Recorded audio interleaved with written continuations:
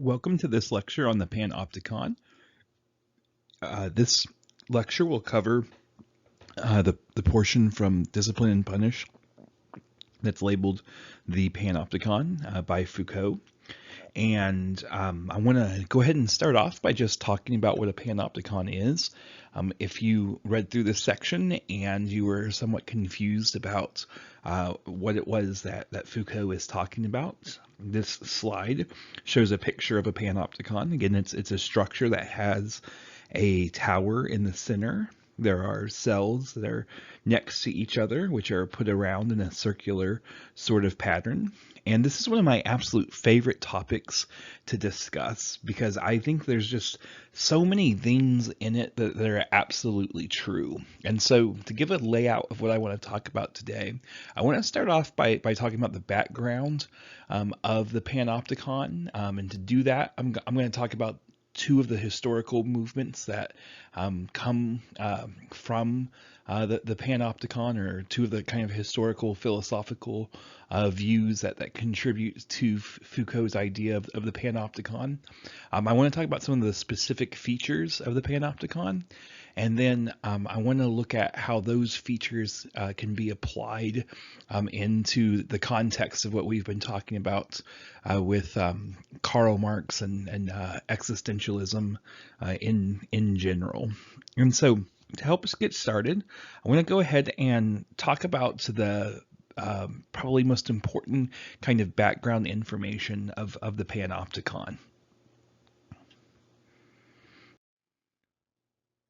So one of the things that we should start off talking about is the movement known as structuralism. Structuralism did not last very long throughout the world, and there are some different things that we can look at that we would call kind of a structuralist sort of view, but in philosophy, and sometimes philosophy and literature have differences of opinion, but this is one where they're close together.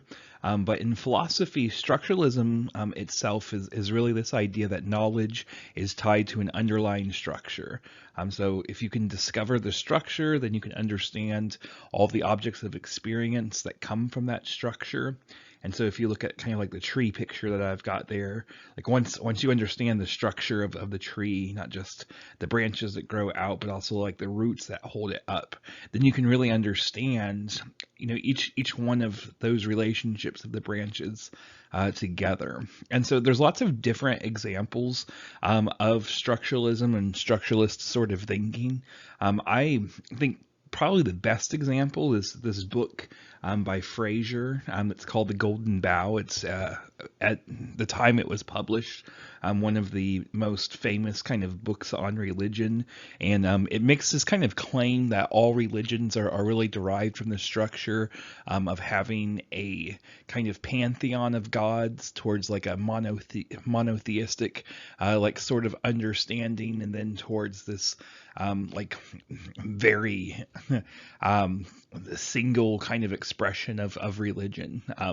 Fraser looks at all these different kinds of magic forms and rituals that exist throughout just a variety of different cultures, and kind of makes these generalizations about different ways in which those religions come about. This is an influential book on another book that was called From Ritual to Romance, both of which T.S. Eliot makes notes to in his prize-winning poem, The Wasteland, and that's focused a lot more on the myth of like the Grail. But ultimately, overall, I think that actually the best kind of example I can give of structuralism is one that's called the monomyth, sometimes referred to as the hero with 1,000 faces. And this is done by Campbell, who talks a lot about how stories really kind of fall, stories that people look at, novels that people read, really kind of fall under this same kind of structure. And so Joseph Campbell's book is called The Hero with a Thousand Faces. And really, he takes a look at the fact that there's this kind of structure that's embedded in every story that's ever been told. And if you look at that story, you can uncover pretty much all stories that exist, that they're all derived from this kind of one structure. And so here's a picture of that kind of like structure. And the two big components of it is that a hero starts off, and sometimes it's also referred to as the hero's journey. But the hero starts off in this kind of everyday world, and they cross over from the world of their everyday life into this kind of unknown world. They go through these kind of trials and temptations that transform who they are, and then ultimately they are made to return back into that kind of ordinary world, but as a transformed sort of figure. And as you can see, he's very specific about like what kind of form that takes. Instead of going over each aspect with that with that. I think it would be better just to kind of show you the video that I have linked with this slideshow. So if you click on that that video, there's a good kind of 5-minute explanation of how this fits with stories that you're probably very familiar with. I myself will actually give you one example of this chart, though. It makes a little bit of sense, and you don't have to click right away with it. So if you take the Star Wars, the very first one that's made, A New Hope, you can kind of see how this pattern like fits into it. Like Luke Skywalker lives this kind of ordinary life. He meets this call to adventure, and that call to adventure has this kind of disruption right to it. He is greeted by a mentor. He refuses this call at first to become a Jedi Knight, but then something happens, right? His aunt and uncle die, and so he decides he's going to become a Jedi Knight. And then you have this crossover of the first threshold, sometimes what's referred to as the belly of the whale, where it looks like that maybe they're not even going to escape off the planet. They do escape, and then they find out that the planet that they're going to has become destroyed as well. They get sucked into this kind of space station, and so all these things, right, helpers arrive as needed, consciousness expands, tests and challenges that prepare the hero. All of those are found in here. When you get to the abyss, there's these different things, right? So there's the woman as temptress and atonement with the father, that are both important parts of this. Meeting with the goddess. I'm not for sure if that falls in this the same kind of line, but obviously they're there to help the princess out, and of course they have these kind of transforming experiences being on the space station itself, and you also see this transformation happening in another way with the Obi-Wan Kenobi. Then you move from that transformation to this kind of like final test, this ultimate boon, right, where the hero seems to have been transformed, have the upper hand, but then something tragic happens. In this case, they're let go to their secret rebel base so that the Star Destroyer can come through and destroy it. And then you have what's termed like the magic flight, sometimes the refusal of the return, but somehow it's a challenge to the return of the ordinary world itself. And in this case, the magic flight is that Luke has to use his powers in order to destroy the starbase station, which he ends up doing. And then, of course, there is the return to the ordinary world, which is the mastership of two worlds, not just the ordinary life, right, but also the Jedi life.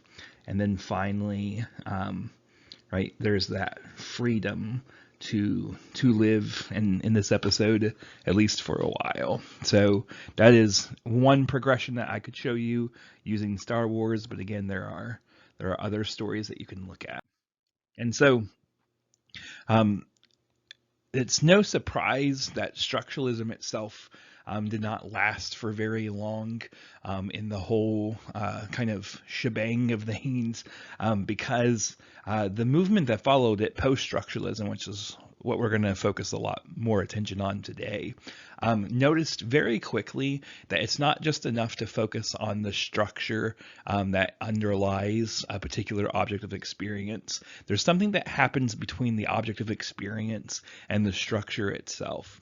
And if I can just show you a few pictures here, I think that can make sense to you fairly quickly. If you look, for instance, at a lion, and you think about a lion that is in the wild, and what its kind of role is in the wild, that's different than the lion that's caught behind the cages of a zoo or a menagerie, which we'll talk about a little bit later.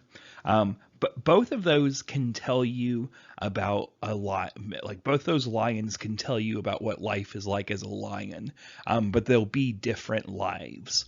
And in fact, biologists in the 20th century started to recognize this fact, that the research that they were doing inside of a zoo was really only pertinent in many ways towards the lives of animals that were caught in the zoo, and that if they wanted to make a larger kind of generalization about animals and the animal kingdom at large, they had to do studying outside of just the zoo. They had to be actually in the field itself.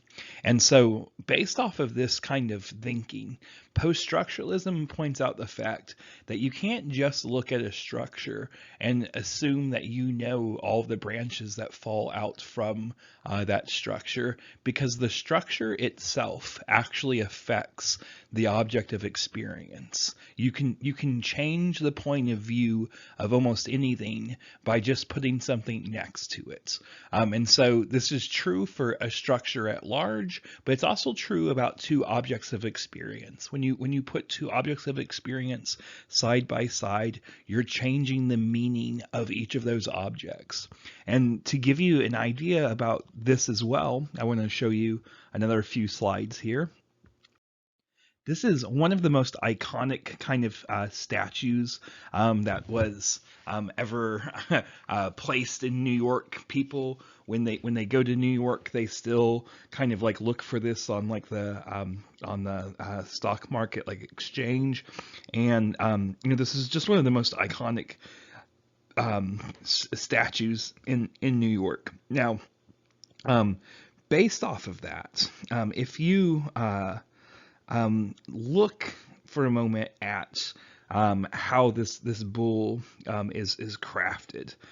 There's a lot of different things that you probably notice about the bull. So, like, one of the things that stands out to me is just like the rib cage and all of the muscles of the bull.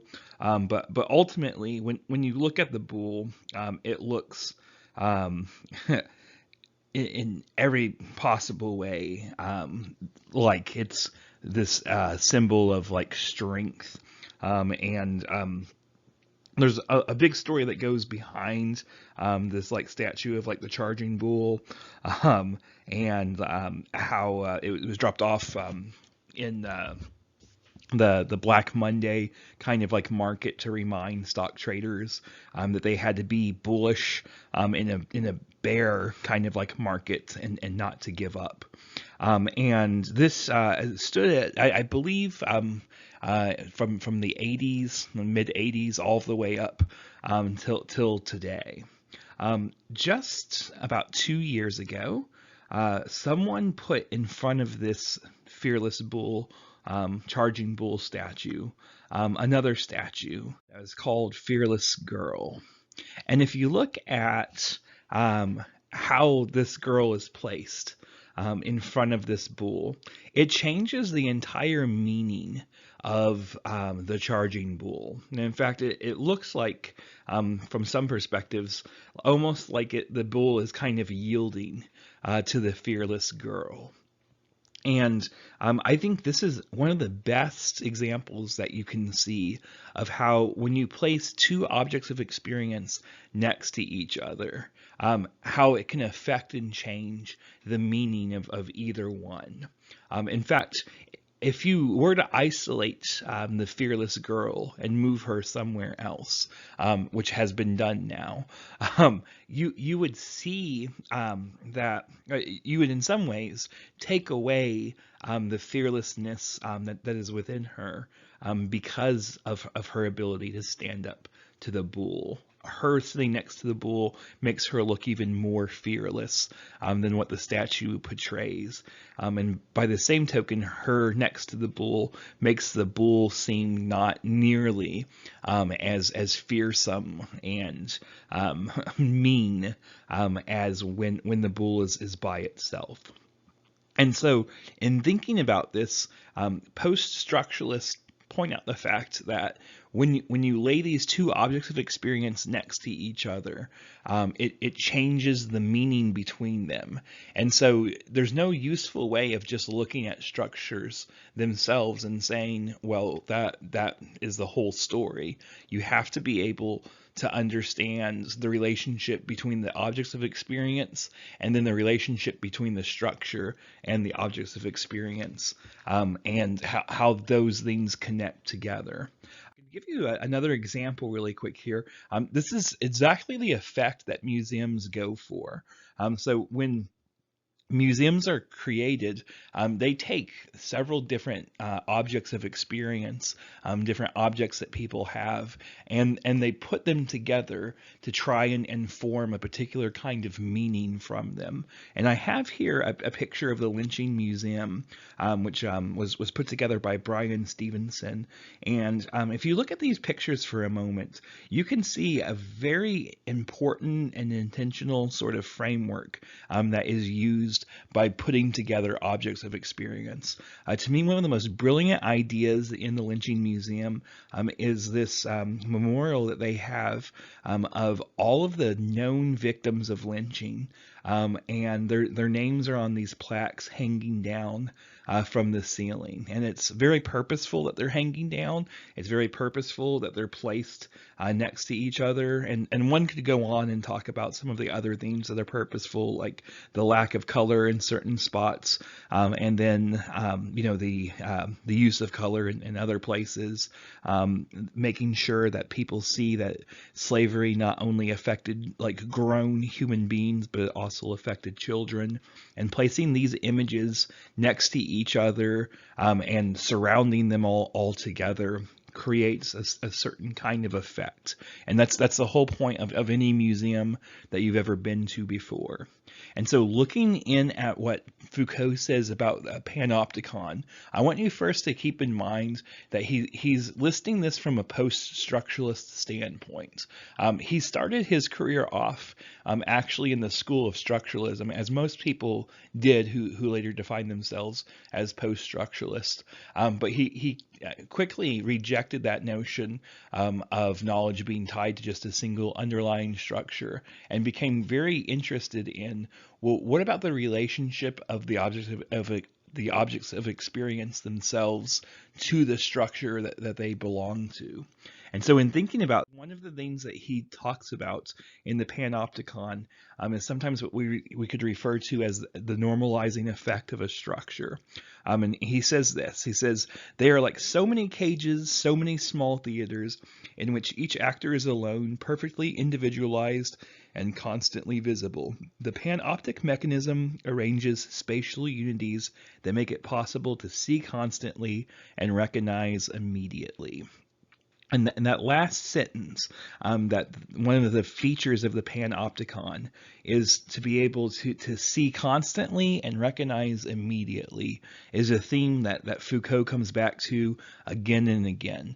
One of the reasons why he chooses to talk about the Panopticon is because ultimately he's trying to talk about what the nature of power actually is. And that's not a small feat. It takes a lot to describe power. And in fact, if you could maybe even pause the video for a second and just think to yourself, like, how would you describe the nature of power? Is there a way in which you can describe it as a type of generalization? And so if you look at this picture really quick, this picture is kind of the story of how most zoos ended up starting. You had in my own town that I live in now, Louisville. I live just right down the road from the Colonial Gardens, which was the first place that housed a zoo in Louisville. And like most city zoos, most zoos around the world, it started off as a menagerie that had these different cages that kept animals in very tight quarters and displayed them towards the public. And generally, that's how most zoos began, not just in the United States, but throughout the world. And looking at that, I think if we go back to the last thing that we were just talking about, there's another thing that we can actually add to this discussion about the Panopticon. So again, if you lay an object of experience next to another object of experience, that in itself creates one sort of effect where those two different objects start to define each other in certain kinds of ways. Aside from that, the structure itself, the fact that all of the animals are in cages and that they are placed in a way by which you can go and visit each one of those cages, that creates a certain normalization. So sometimes if you walk into a zoo, you may at first have this sort of feeling of that there's something wrong about the zoo itself. As you look at different displays, you may get this kind of sense of feeling. I get this feeling a lot when I look at chimpanzees in zoos, or for that matter, anything that's in the gorilla kind of like section. When I see those particular animals in cages, in these, we've gotten better in a more modern period where there's a little bit more space that exists, but throughout it's still more or less a cage, maybe a bigger cage than this picture displays. But what will happen is as you're walking through that zoo, that feeling that you have that there's something wrong about keeping those animals in those cages, that will start to disappear as you see it repeated over and over again. And that's one of the interesting parts, again, where he's talking about this arrangement of spatial unities that make it possible to see constantly and recognize immediately, is that you start to allow that feeling of there being something wrong to disappear, and instead focus on certain features. So when you're in a zoo, it's not uncommon to hear things like, hey, the lion is asleep, or hey, the lion is awake right now. Like, look, the giraffe is looking at me. Look, like the elephant is getting the hay, or something along those lines.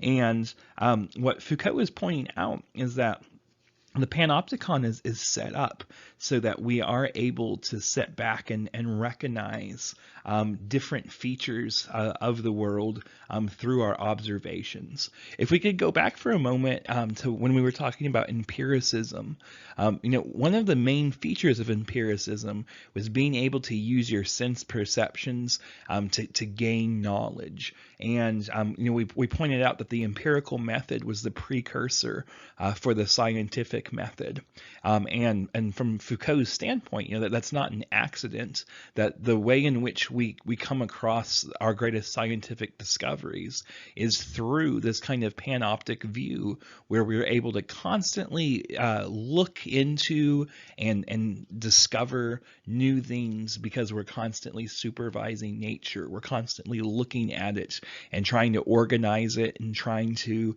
in some ways, make it visible 24/7. We could spend probably this entire lecture just focused on this one sentence that Foucault brings out, where he says that visibility is a trap.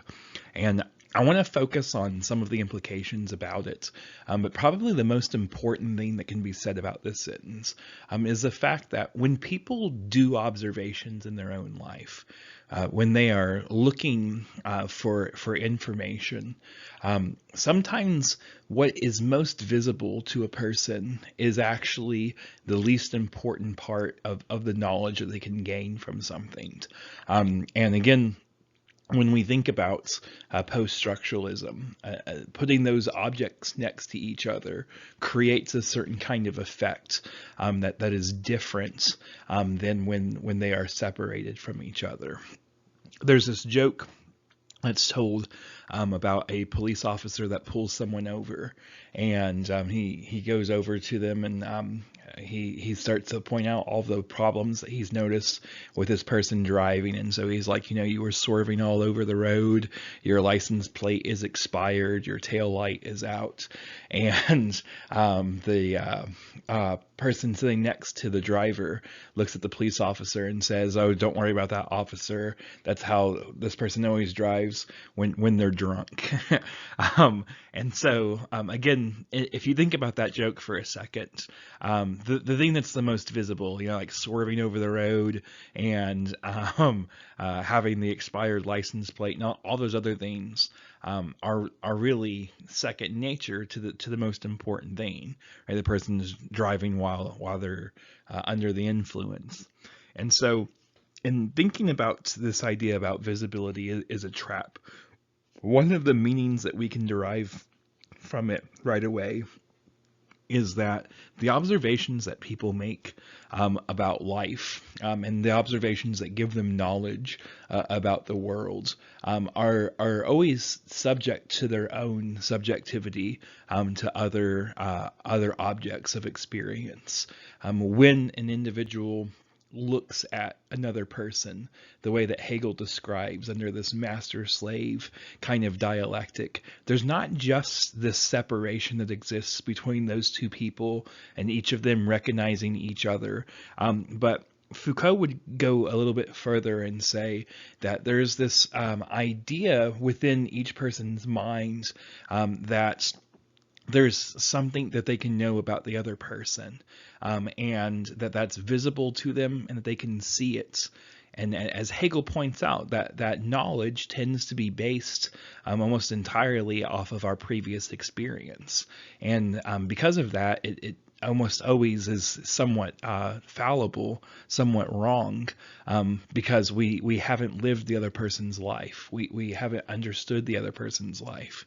And so going back to this idea that visibility is a trap, is if the person who's sitting in the watchtower is looking at all of the other inmates the way that you're looking at the slide right now, it's easy to think that you have a good grasp of human nature. I mean, just if you look at this slide really quick, there's all sorts of things that are going on, and you may have even noticed that some of these pictures repeat themselves. But again, from Foucault's perspective, part of the reason why a person adopts the Panopticon structure to begin with is that they want to understand the nature of something in particular. And so putting together all of these different little theaters, as he calls them, so that you can observe at any one time, right, one person over the other, you can compare and contrast. They don't know that you're watching them necessarily, but they live under the understanding that at any particular time someone can be watching them. All of that, of course, has an effect on the people who are being observed, on the people who are being watched. But also having that knowledge and knowing that you can do that at any particular time is also affecting the observer as well. And so kind of a final thing I just want to point out about this idea that visibility is a trap really ultimately speaks to the fact that whoever it is that's looking at another person, it's not an even sort of relationship that they have. And again, when we go back to Hegel and his conception of this kind of collective consciousness where we move beyond these master-slave sort of like relationships, what Foucault is really pointing out in this one particular sentence is that we could stay in the sort of kind of relationship where a person may not actually be being watched, but they feel like they're being watched. And a person who is a watcher may also at the same point look at particular cases, look at particular individuals, and make very wrong sorts of generalizations based off of those particular ideas. And between those two things, the observer who is making bad generalizations and the person who isn't really being watched but feels like that they are, between those two ideas, visibility is a trap for both of them. It's a trap for the person who isn't being watched but thinks that they are, because it's ultimately enslaving and in some ways stopping their ability to think about themselves in a meaningful sort of existence. And by the same token, for the person who thinks that what they're seeing and noticing that their conceptions are being reinforced by the things that they see, they're limiting their ability to understand the world beyond their own conceptions. And so the great fear here is that we never actually move anywhere near a collective conscious state, because there's always something new to observe to reinforce our knowledge. There's always a new way to feel that someone is observing you, so that you can never really realize entirely who you are. One of the other aspects that we should focus on about this writing over the Panopticon has to deal with how this structure actually unfolds, and how Foucault sees this structure embedded in societies at large. So one of the things that he writes is, he says, each individual in his place is securely confined to a cell. And he describes this as, in the front of that cell, there's a supervisor. The side walls prevent that person from having contact with any of their companions. And sometimes, if they look out, they can see opposite from their side another inmate. And this can also have a double sort of like effect where even if the person in the tower isn't watching the individual, the person who's right across from them may have a particular view, or even someone that's not right next to them, but a little ways across from them might be able to see them. And what I want to point out on this particular slide is, again, just how many different places actually use this kind of structure and this kind of thinking to increase a type of efficiency with individuals. So what I actually have here is a picture of a hospital floor, and most hospitals are designed exactly this way, where you have within the hospital itself several different floors, all of which have like a nursing kind of station that's at the center.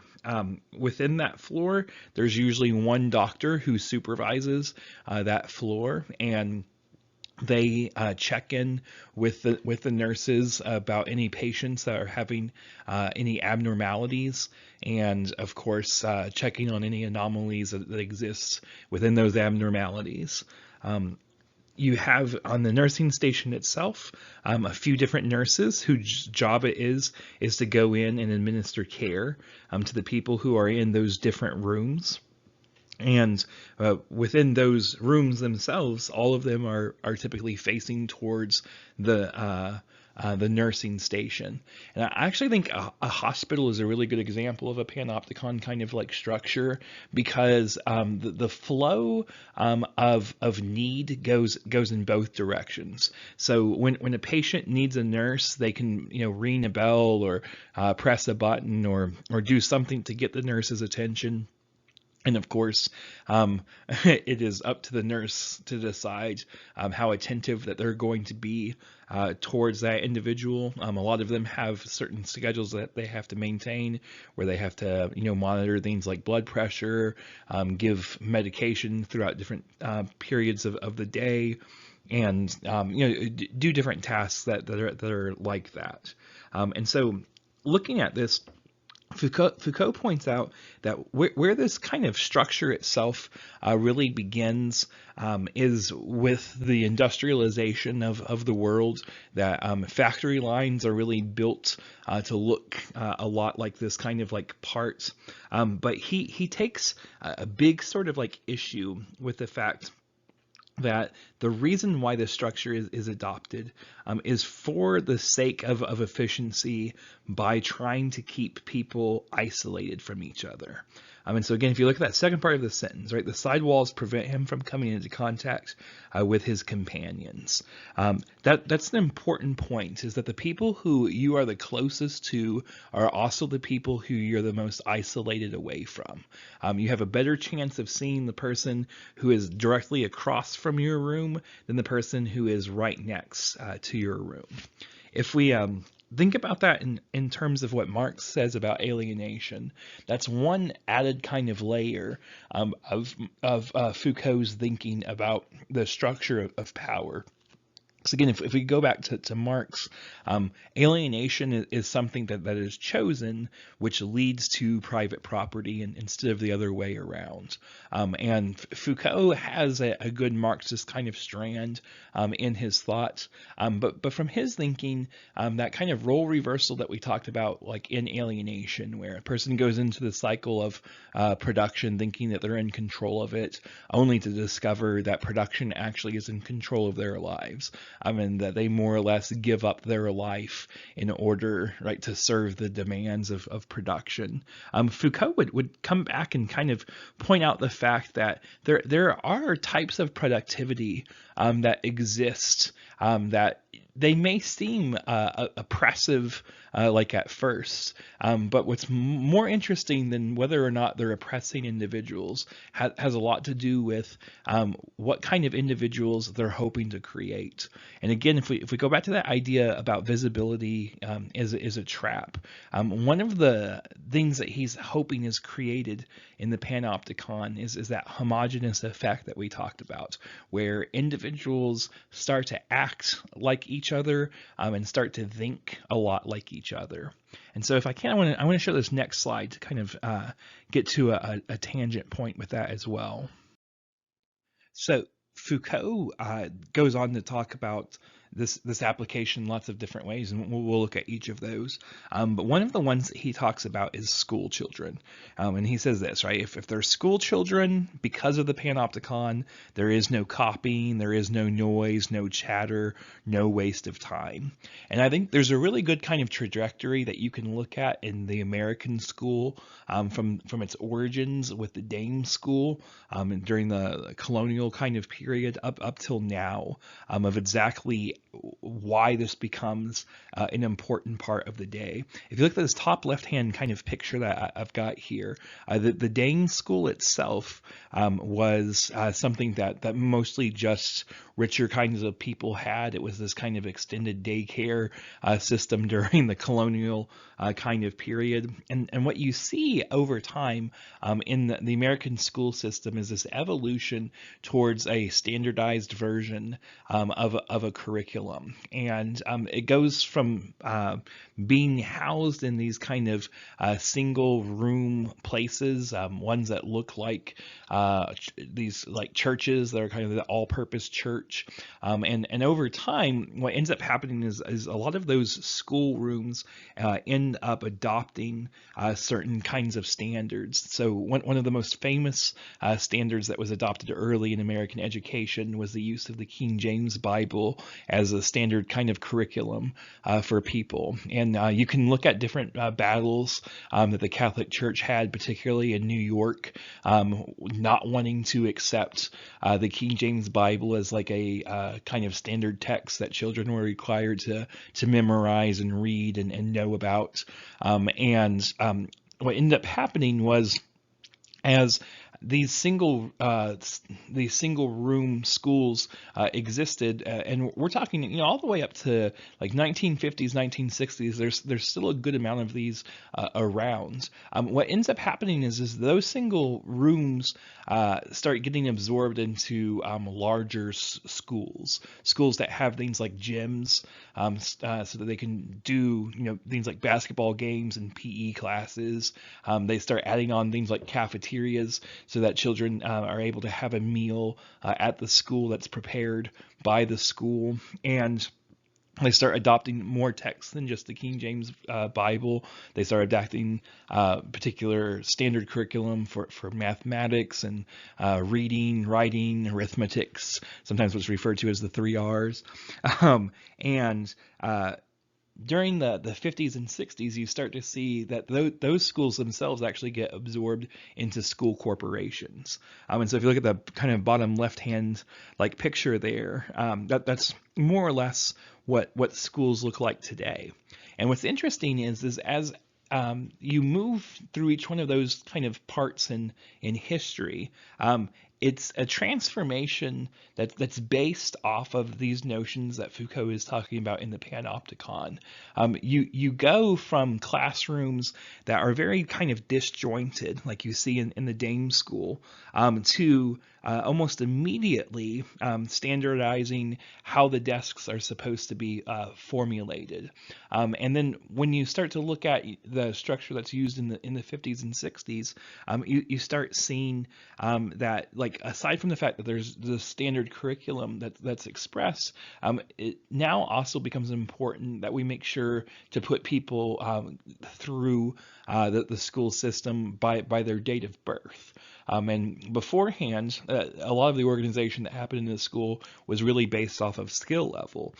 There wasn't even enough teachers to teach all of the people who came to the school, and the school year itself always fell around the farm kind of like calendar. And so one of the ways that people would combat this is that a teacher would work with some of their more skilled students, and then those skilled students would break out into these kind of cell groups where they would teach the younger students. And so students themselves were both students and teachers. And this was effective for a while. But again, just like the hospital that we were talking about, what ends up happening is that there's this kind of mimicry that's done within the school system to look a lot more like a factory sort of system, so that children are sent just kind of like on a conveyor belt system where when they're born is how they're sorted, like their date of birth. They are pushed through a curriculum, whether or not they're very good in a particular subject or whether or not they're doing poorly in that subject bears little reflection on where they advance in the school. Again, it's based a lot more like on their age, and it doesn't really matter how they learn best, because again, the curriculum becomes fairly standardized. But what becomes a point of emphasis is finding good disciplinary kind of measures, so that children remain obedient towards their school teachers. And so again, there's this focus on things like not copying from other students, having a low kind of noise level. We're going to be quiet when we're on the carpet, not having this kind of chatter, being efficient with their time. And it's when you start seeing schools adopt the factory line kind of mentality, where they add bells and whistles to different things, where when the bell rings, you change from one class to the next. The same way in the factory, when the bell goes off, you stop a particular task and move on to something else. And so in thinking about that, Foucault is again emphasizing the fact that there seems to be an interesting understanding about the nature of power that is held in this structure of the Panopticon. If we could look at one more aspect of this, I think is equally interesting. It actually has to do with how this application applies to the arrangement of people themselves. So look at this next slide. One of the things that you can see if you look at this slide is the number of different ways in which you can arrange people.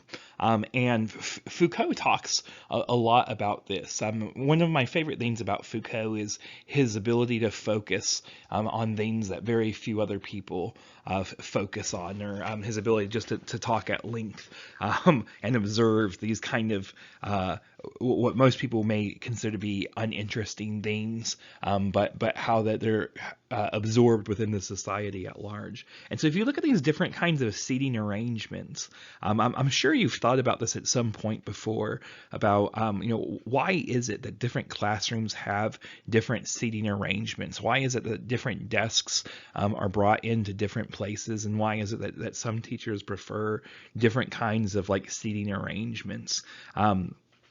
This has so much more to do with building a certain kind of power structure into a classroom, and ultimately trying to set up a particular kind of dynamic within people where they maybe feel more relaxed, more productive, more efficient within their classroom. And you're trying to gear them towards a particular kind of understanding. So if you just contrast the ones that you see here, that one that's listed at the top left as the banquet style. This is meant to be a more discussion-oriented kind of like seating arrangement, whereas the one that is in the upper middle and the one that is on the far right middle, that's meant to be more geared towards a less interactive style, and instead something where people are paying attention to what's going on, a theater kind of like style.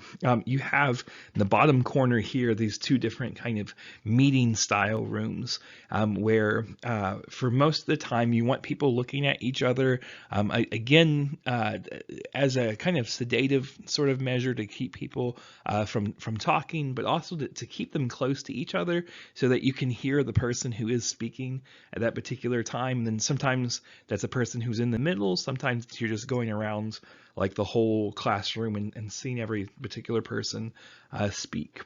And so one of the things that Foucault says about the Panopticon is that he says it has this kind of polyvalence in its application. And you may have never seen that word before. I know that until I read this book, I had never seen that word before. But what it really means is exactly what it says. It's able to be used by several different entities. And so he says that, it serves to not only reform prisoners, but it also treats patients, it instructs school children, it confines the insane, and it supervises workers. And the main point that he's getting at is really this generalization he has here at the end, where he says it's a type of location of bodies in space, of distributions of individuals in relation to one another. And again, what he's really referring to there when he says that it's this kind of distribution of individuals and the relationship that they have with one another is he's talking about that normalizing effect that we were talking about a couple of slides ago, where when you put one object next to another object of experience, when you put one person next to another person, what you're hoping to accomplish by that is getting a certain kind of normalization between those two people. And when you do it in an entire classroom, again, you're trying to set a particular kind of mood, a style of learning, a style of existence between individuals. And as he points out, like, it can be used in all sorts of ways. Right? It can be used to reform prisoners, and in the same way it can be used to treat patients in the hospitals, the same way it can be used to instruct school children, right? And on of just the different kinds of applications that it has.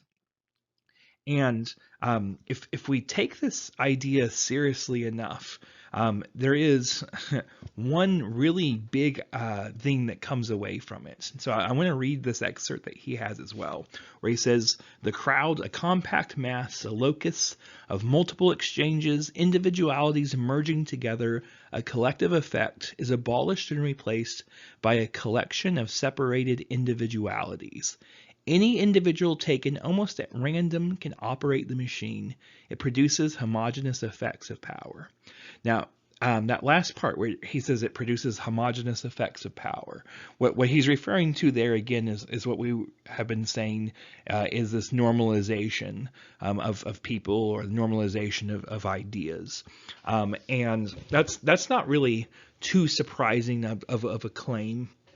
But if you can look for a second over at the different pictures that are on the slides, I want you to look at the bottom three pictures in particular for a moment, and think about how different those people are from the people that you interact with on a daily sort of basis. And I realize that it is coronavirus time right now, and there are not very many people that you are probably interacting with. One of my favorite things to do during this time is when I am doing Zoom meetings, seeing just how different people are and how they present themselves for a Zoom meeting, myself included, as opposed to what people look like when they show up for class. But if you look at each of these societies, you can see that even though each of these people are different from each other, their style and manner of existence mimics each other. There's different ways in which they look almost the exact same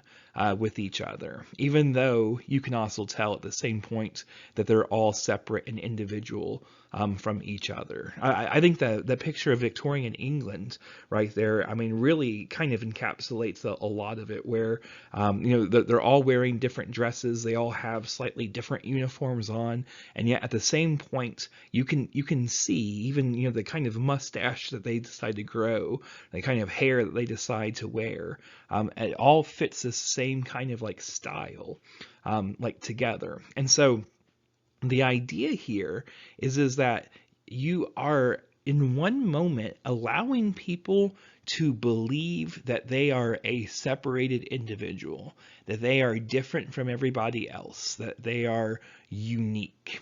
And at the same time, you're organizing that belief that they have of their uniqueness compared to everybody else in such a way that it's similar to all the other people that they have contact with. And this second claim that he makes about that there is no particular supervisory capacity for the person who chooses to operate the machine is also a very interesting claim. Because at the heart of it, if you think about it for a second, what he's really saying is that the person who operates the Panopticon the best is the person who actually goes in, looks at all the different prisoners that are there, and says, you know what, let's give each of you a chance to be in that watchtower yourself. Right? Like, tonight is your night. You can do whatever you want, look at whoever you want to look at. It doesn't matter why you want to look at the people that you want to look at. And he goes through a different list of things, right? Like, maybe it's a very perverted purpose. Maybe it's a very like honorable like purpose. Like, maybe it's this very self-serving purpose. Doesn't matter what the purpose is. The architecture of the machinery itself keeps the dynamic of power in play, so much so that, again, as he claims, any individual taken at random can operate the machine. And what's interesting to him, his observation about this, is that he says because they are in the direct middle, the supervisor themselves has in some ways the greatest consequence of the decisions that they make. He says that the doctor who is the incompetent doctor will kill himself through contagion. And I think we can all kind of understand on one level exactly what Foucault is saying there in the age of the coronavirus. But taken on other levels, right? Like the police officer who doesn't know how to watch over the prisoners will eventually become like subject to the power of the prisoners themselves. The school teacher who doesn't know how to teach their children will eventually come to the subjection of the frustration of those students and their inability to learn from that teacher. The psychiatrist who is supposed to be giving help to the people who are confined in the ward will eventually become subject to those individuals if he doesn't provide, or he or she doesn't provide, any sort of like meaningful help towards that person. And so the first observation that he's making in this sentence about the crowd as being this compact mass, this locus of multiple exchanges, individualities merging together, what he's really pointing out is that for a time, power had to contain these different types of exchanges between people. That the king had to be in charge of every person that was on the king's land, and this required a lot of supervision. This required lots of different displays of power. And what Foucault is ultimately pointing out is that those are inefficient. Instead, the architecture of the Panopticon itself actually allows for the structure of power like that to actually become subjected to the Panopticon. And so, thinking about that, I want to talk about one more aspect of the Panopticon that is also important.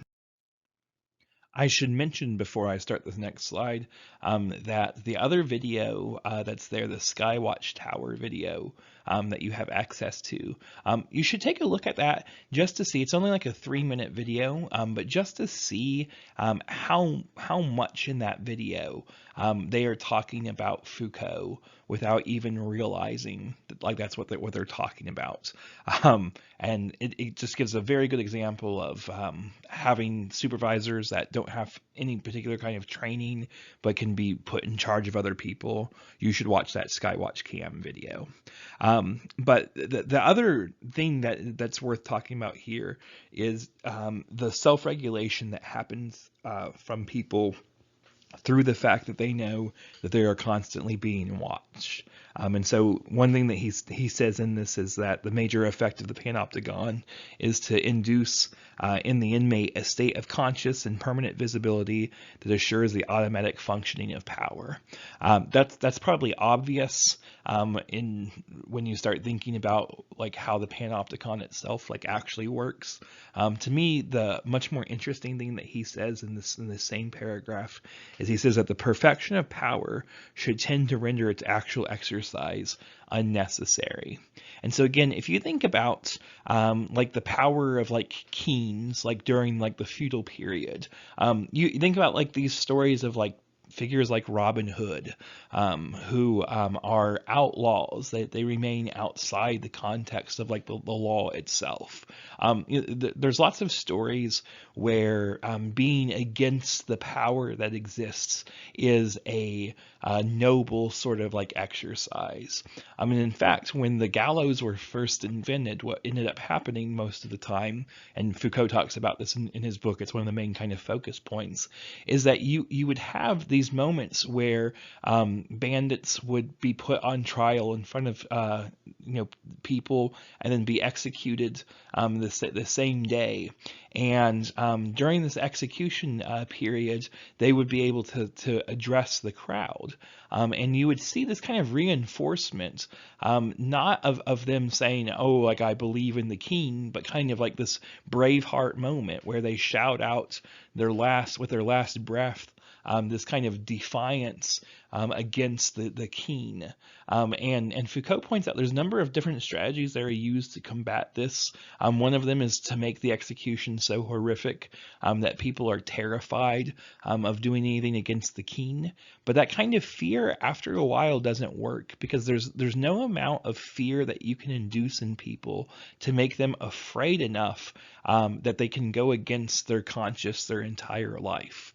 And so what Foucault points out about the Panopticon is that instead of having these massive displays of power where people are forced to, in one way or another, rebel against the powers that exist, it's a much more consistent type of power that doesn't have to be practiced against people, because the regulation that ends up happening is self-regulation. People start trying to make themselves like everybody else. Again, that idea that the Panopticon creates these homogeneous effects makes it so that people don't have to actually have these kind of violent confrontations with each other, but instead they kind of conform towards these principles. And so if you look at these pictures that I have really quickly, each one of these show a way in which people self-regulate based off of the power of permanent visibility. So one of the first things that you're taught when you're young is to go into line and to be quiet. I remember one of the elementary schools that I went to, when you were on, I think it was green carpet, you were supposed to be, or when you were on red carpet, I'm sorry, you were supposed to be quiet. But then when you walked on green carpet, you could talk to each other. And this was a rule throughout like the entire school. Many children learn things like you're the caboose, you're at the back of the line, you're the engine, you're at the front, you're somewhere in between, you have to follow the person in front of you, and things like that. And this kind of behavior doesn't change from us, but it evolves as we get older.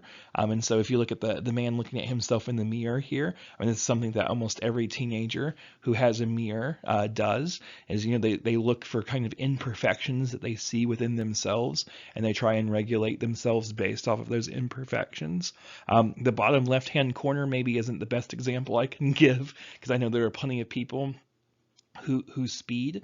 But if you think about it for a second, what's the reason why signs are posted everywhere about what the speed limit is? It's not just because they want you to be aware that the speed limit is 35 miles in that area. And it's the same reason why they also have those kind of speed signs that exist right next to the speed limit signs, is to make you aware and make it seem as though it's visible to you. You know what you're driving. A very similar kind of idea to this is that, like, when you go and buy gasoline from the pump, and you don't go inside but you just buy straight from the pump, you insert your debit card, credit card, at the very end it always says thank you. And if you think about it for a second, like, what's the reason behind that? Like, does that really change your perspectives? Does that really change your day? It's the same reason why you encounter all those billboard signs as you're driving down the road. Like, unconsciously, you don't even realize the effect that those are having, like, on your life. But if you put the thank you in there, right? The reason why cashiers are trained to say that to you is because it does affect the perception that you have about yourself. And so if you look at that bottom right-hand corner, this is probably one of the most obvious ways in which having a permanent kind of visibility makes people self-regulate to the point where it doesn't become necessary to exercise authority or power over other people in their lives. And again, what's happening in this picture is that seemingly this person is very conscious of the fact that the people behind them are talking about them. And this is one of the most common ways, unfortunately, that people self-regulate their lives, is based off of the perceptions that they see other people having about them, whether it's in a workspace or a school space like this one, or somewhere else in their life, even in their home life. Perception that people have about what their parents think about them, or what their siblings think about them, what their aunts or uncles, whoever it is that may wield power in their lives. That happens all the time. And so if I can leave with one kind of final idea here, when I go to this next slide, he ultimately says that power is mobilized, it makes itself everywhere present and visible, and invents new mechanisms. And the final idea that Foucault has about the Panopticon has to deal with the nature of power itself. And so he, again, traces the Panopticon structure. The very first place that he sees it kind of popping up is during the plague.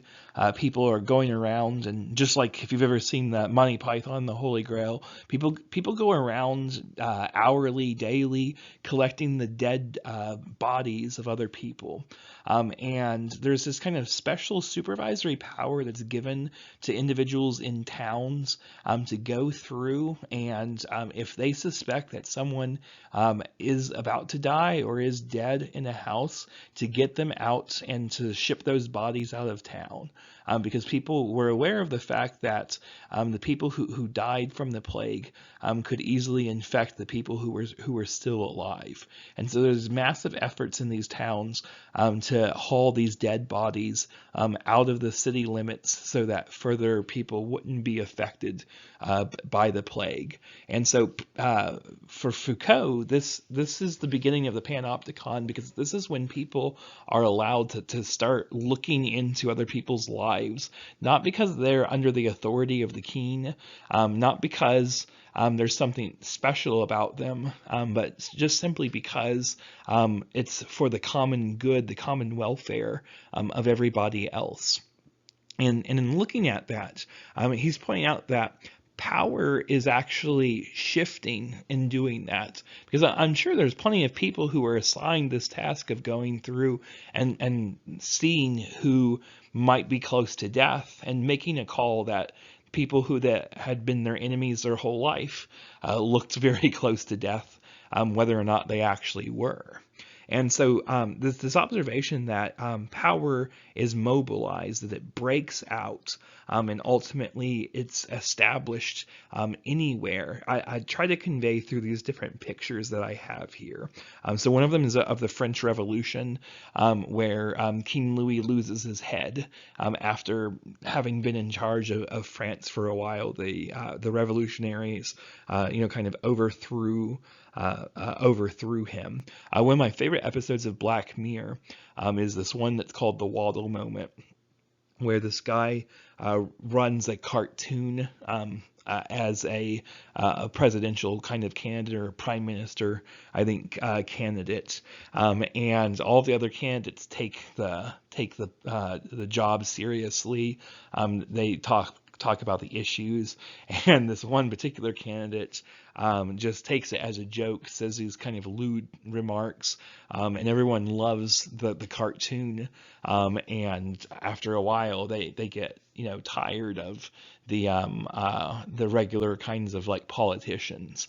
But what ends up happening in this episode is the person who's in charge of the cartoon gets tired of the fact that it becomes political, and wants to get away like from the whole thing. And when he does, someone else takes over the cartoon and actually starts making fun of him, and he loses all of the power of the cartoon, and if you can see, tries to like end up smashing like the screen itself. If you're a Game of Thrones sort of fan, then you will understand the reference in the bottom right hand corner here that is going on. I think the difference between Ted Cruz and Donald Trump in the Republican primary is a good example of this idea, where Ted Cruz ran a very traditional sort of like campaign. He won, I believe, both New Hampshire and Iowa. Maybe he lost one of those, but he went on this kind of normal path. Jeb Bush was another candidate that went on like the same kind of like path, whereas Donald Trump ran a very different kind of campaign, underspent. But both I think Ted Cruz and Jeb Bush. I know Jeb Bush for sure. He may have outspent Ted Cruz, but ultimately, this idea that power invents new mechanisms is interesting, because one of the big like linchpins of Donald Trump's campaign was to use targeted ads that no other campaign had really used up to that point. In a lot of the debates, he was booed at various points in the debates, and he still recovered from that fine, because he pointed out that like the people who come to these debates are not the same as the people who vote. Instead of having different politicians endorse him, he thought it was more important to use celebrities. One of his like kind of most famous ones was when he came to Indiana. Instead of having some politician from Indiana endorse him, he was like, hey, I've got Bobby Knight here to endorse me. And so again, that idea that power itself doesn't stay stagnant, but it changes over time. It invents new mechanisms, and it makes itself present and visible, just like the Panopticon. And Foucault ultimately wants to make this connection that the Panopticon is a way of understanding the structure of power, and the fact that power itself uses visibility, uses this omniscience and this omnipresence to make it seem as though individuals are always subject to the machinations of power itself. All of those things come from the fact that the Panopticon is displayed in a very particular architectural structure. And from Foucault's perspective, that is the absolute brilliance of the Panopticon. Like, the fact that it can be used for all these different applications is interesting. But the fact that it doesn't come from a person dictating a particular kind of philosophy, it doesn't come from a particular mode of existence, but instead it's due just simply to a type of architecture and nothing else. The way you arrange bodies in space, the way that you put a particular kind of location to objects of experience, that ultimately dictates the dynamics that exist between those objects of experience. That is what is interesting to him about the Panopticon. And with that, I want to go ahead in the lecture. If you have any questions for me, again, feel free to email me. Have a wonderful day.